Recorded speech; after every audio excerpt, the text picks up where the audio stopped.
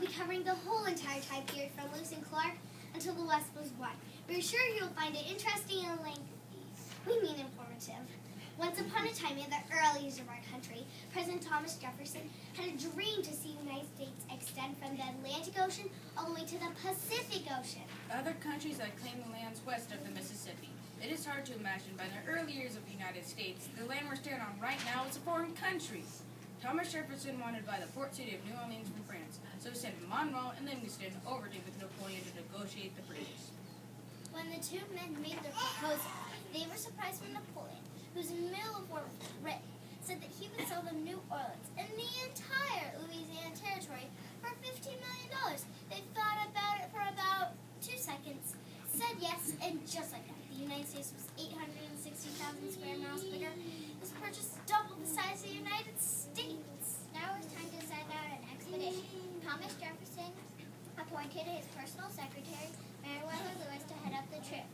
Lewis studied, trained, and planned for 2 whole years so that he would be ready to go out into the great unknown. He knew he couldn't do it alone, so he asked his good friend, William Clark, to join him on the trip. They chose 47 men, and along the way, Sacajaleah, and their baby John Baptiste joined the crew. Lewis also brought his dog with him on the trip. They paddled their canoes, walked, rode horses, paddled, walk, rode, until they finally reached the ocean. Oh, the joy. Then they went home. After they got home, everyone was excited about going west. They walked and walked and walked and walked until they finally reached their new homes. And they all lived happily ever after. The end. It looks like you need our help. I'm Meriwether Lewis. This is my good friend William Clark, and this is our guide Sacajaleah. We're here to tell our story in the story of Western movement. Well, there was a lot more to the story than just walking, and more walking. But to be honest, there was a lot of that too. You're Lewis and Clark? Or Clark and Lewis. Take your pick. Yes, it's us, and we're going to help you with our story. Here's the full story of the Corps of Discovery.